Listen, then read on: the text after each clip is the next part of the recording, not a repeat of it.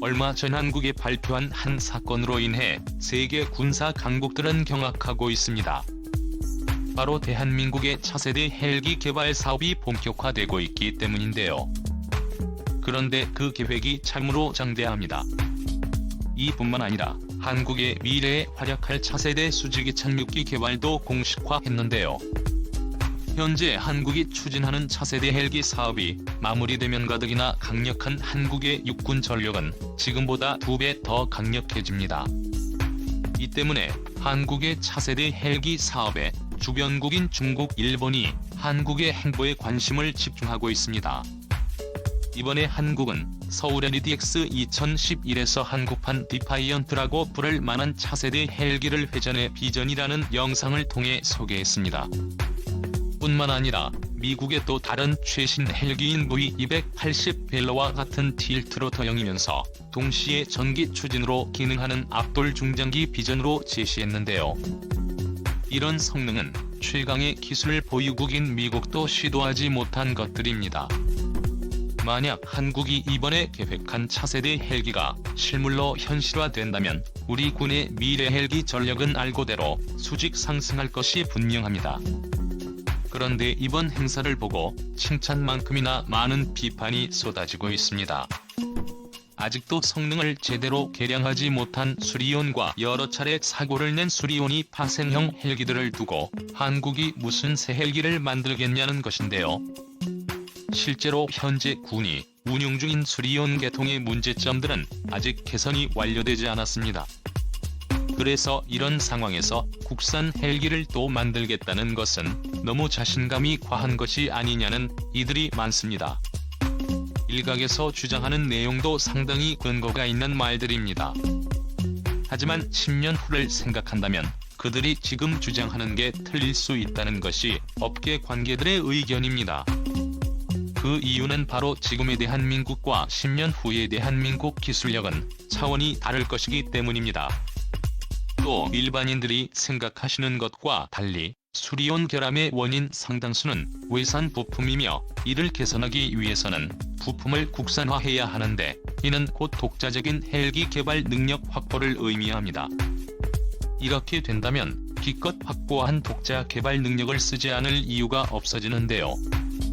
한마디로 수리온이 문제를 개선하는 것과 차세대 헬기 개발은 서로 맞닿아 있는 부분이 있다는 것입니다. 즉 수리온이 개량이 마무리되는 시점이 바로 대한민국의 헬기를 독자 개발하는 날이 되는 것입니다. 그래서 준비했습니다. 오늘은 세계를 깜짝 놀라게 하는 한국의 차세대 국산 헬기에 대해 알아보겠습니다. 지난 2010년 12월 15일 차세대 헬기 개발이 확정됐습니다. 하지만 아직까지 어떤 헬기를 개발할지는 정해지지 않았습니다. 어떤 기술을 사용할지는 어느 정도 정리해 둔 상태인데요. 그런데 한국군의 이 요구사항이 특이합니다. 한국군이 원하는 이재원이라면 지금 미국이 추진하는 차세대 헬기와 상당수가 겹치기 때문인데요. 그런데 이번 LDX 2011에서 공개된 영상과 모형들이 발표되면서 미국 군 관계자들도 경악했습니다. 바로 한국의 차세대 헬기가 자신들의 차세대 헬기와 너무 닮아 있었기 때문입니다. 과거 수리온 도입 초기 여러 결함 소식을 접했던 이들이 이런 주장을 합니다. 2018년 말에는 추락사고 같은 일이 있는데 아무리 한국의 기술이 발전해도 아직 한국의 헬기 개발은 무리라는 것입니다. 마리논 추락사고는 2018년 7월 17일 포항 비행장 활주로에서 이륙하던 마린 원이로이터가 분리되면서 추락해 5명의 안타까운 우리 장병들이 생을 다하고 1명이 중상을 입은 충격적인 사건입니다. 이 사건으로 수리온 계통 헬기에 대한 군과 국민의 신뢰가 바닥으로 추락했으며 한동안 방산비리 논란이 있었는데요. 이에 많은 이들은 역시 국산은 아직 무리라며 외선 헬기를 도입해야 한다고 주장했습니다. 이 중 일부는 갑질을 일삼는 미국도 믿을 수 없으니 유럽의 우수한 항공사 헬기를 구입하면서 기술을 공유받자고 했는데요. 그런데 실성을 제대로 알았다면 절대 이런 소리를 하지 못했을 것입니다. 마리논 추락사고의 원인이 에어버스 헬리티토스로 이름이 바뀐 유로콥터사가 판매한 부품이었기 때문입니다.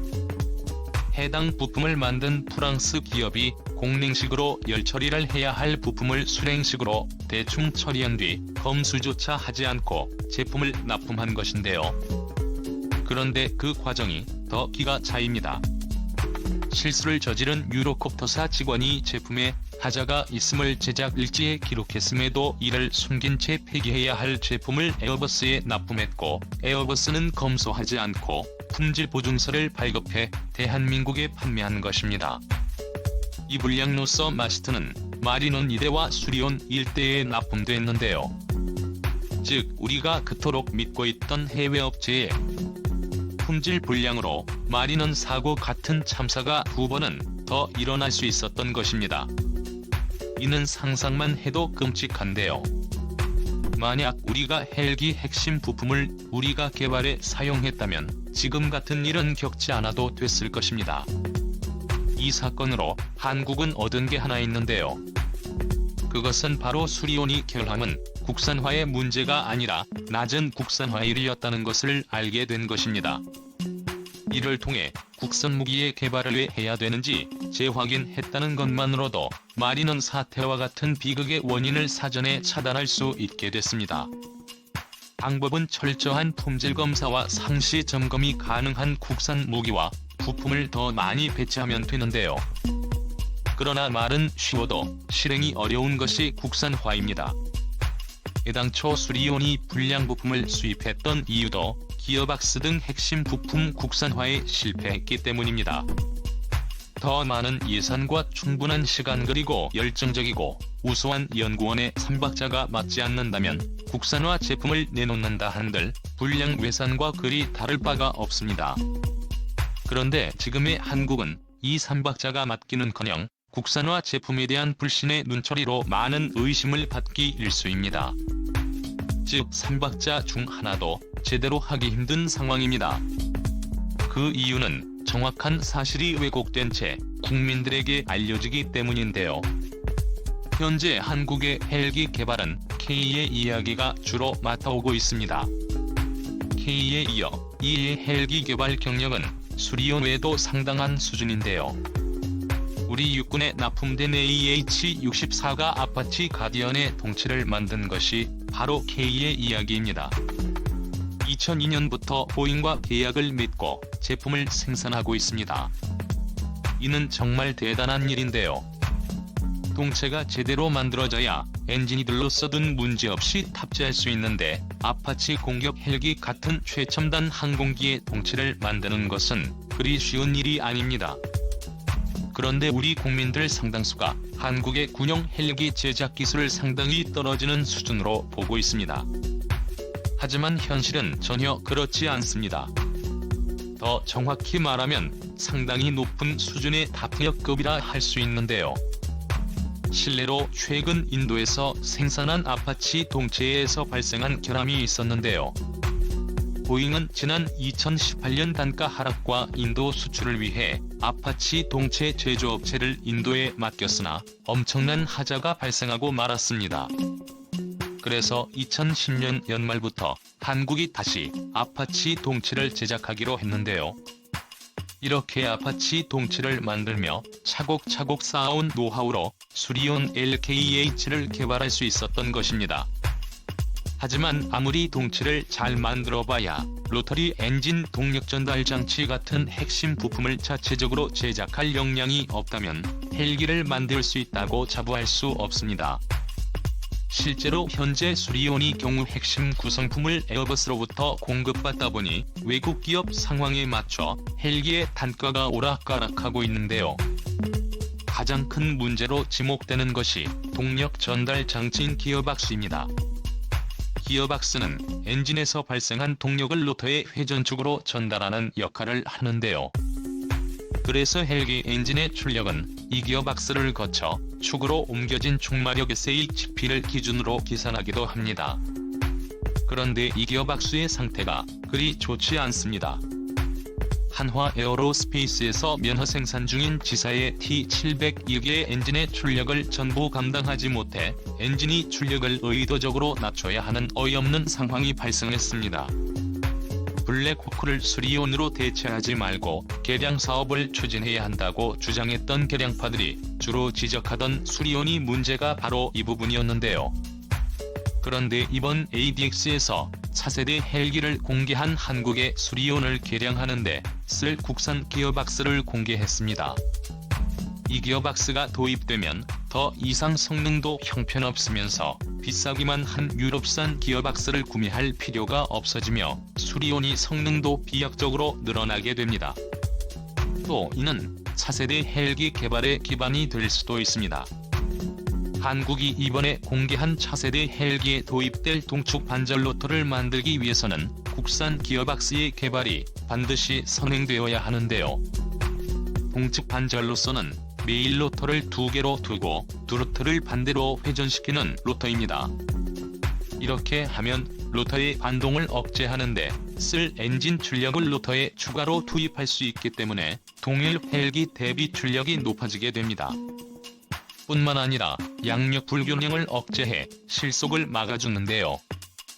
그런데 이 기능이 상당히 중요합니다.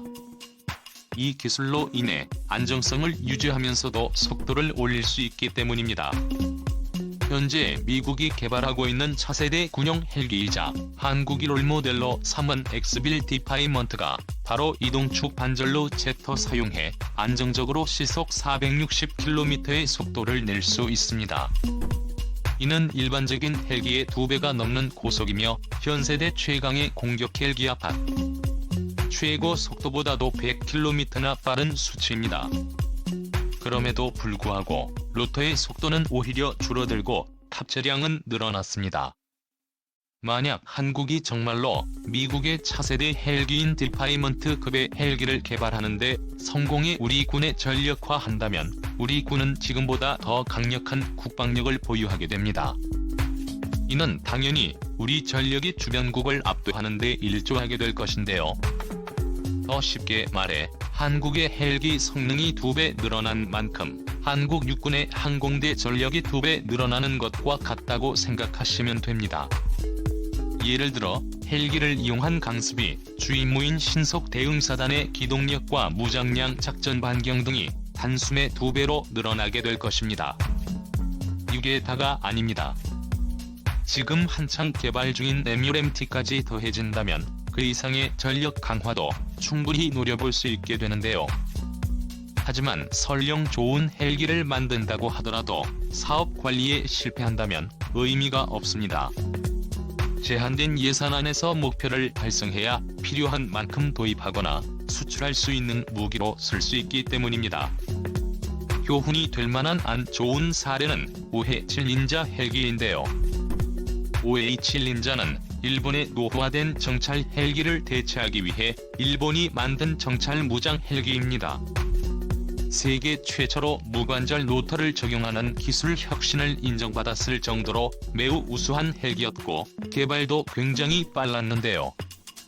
사업 전에 준비를 다 끝마쳐둔 상태라 사업이 시작한 지 고작 4년 만에 시제기를 제작하는 데 성공했습니다. 이렇게만 보면 정말 좋은 헬기였는데요. 그러나 성능과 속도에 집착하다 보니 가장 중요한 가격을 놓치고 말았습니다. 160기가 넘는 구형 정찰 헬기를 대체할 예정으로 만들었으나 고가의 제작비를 감당하지 못해 겨우 38기만 생산하고 말았는데 이 정도면 그냥 실패도 아니고 대실패나 마찬가지입니다. 반면 한국은 꼼꼼한 계획과 세심한 가격 통제로 예쁜 장식이 아니라 진짜 무기를 연달아 생산하고 있습니다. 대표적인 사례가 KF-21입니다. 공군이 국산 전투기를 중장기 소요로 도출해 KF-21 개발이 논의되기 시작한 연도가 2000년 7월입니다. 이후 사업 타당성 분석을 끝마치고 탐색 개발이 승인된 시점이 2010년이며 KF-X 사업단이 가동된 게 2016년인데요. 사업 결정에 15년이 걸렸고 실물 개발을 시작해 시제기를 내놓는데 5년이 걸린 것입니다. 이런 철저한 검증을 거쳤기에 미들급 전투기를 처음 개발했음에도 불구하고 단숨에 시제기를 내놓으면서도 예산 초과 없이 일정을 지킬 수 있었던 것입니다. 이번 차세대 헬기 역시 마찬가지입니다. KF-21을 성공적으로 개발 중인 한국은 철두철미한 준비로 2030년대 후반까지 체계 개발 마무리를 목표로 개발을 진행 중인데요. 2020년대에는 수리온 개량 각종 헬기 부품 국산화로 선행 설계를 마치고 2030년대 초반에 기술 실증기를 생산해 시험한 뒤 2030년대 중반부터 본격적으로 체계 개발을 시행할 것을 검토 중입니다. 계획대로라면 늦어도 2030년대부터 우리의 차세대 헬기는 본격적으로 양산이 시작될 것으로 보이는데요. 2030년 되면 너무 늦은 거 아니냐고 하실 분도 계시겠지만 이는 굉장히 빠른 속도입니다. 바로 미국의 차세대 헬기 사업과 비교해보면 되는데요. 우리보다 10년이나 먼저 차세대 헬기 개발을 시작한 미국이 차세대 헬기를 선정하고 전력화하는 시점이 2030년입니다. 양국의 기술 격차를 떠올려보면 한국은 정말 만만치 않은 도전을 하는 것입니다. 심지어 실패하면 다시 시도할 기회도 없습니다. 그 이유는 지금 우리가 사용하는 UH-60의 노후화가 상당히 진행되기 때문인데요. 하지만 일단 성공만 한다면 이야기는 완전히 달라집니다. 미국, 러시아 등 세계 최고 수준의 항공 강국들과 어깨를 나란히 하는 첨단 항공국으로 입지를 다질 수 있게 됩니다. 그리고 그 가능성도 상당히 높습니다. 과거 모두가 불가능이라 보였던 모든 것들은 우리 기술진이 모두 현실로 만들었기 때문인데요. 한국의 기술진들이 지금처럼만 해준다면 불가능은 또다시 우리의 현실이 됩니다. 오늘 영상 여기서 마치겠습니다. 시청자님들의 현명한 의견을 댓글로 남겨주시길 바랍니다. 여러분들의 좋은 의견이 좋은 영상을 만드는 데 많은 힘이 듭니다. 최고로 멋진 하루 보내시길 바랄게요.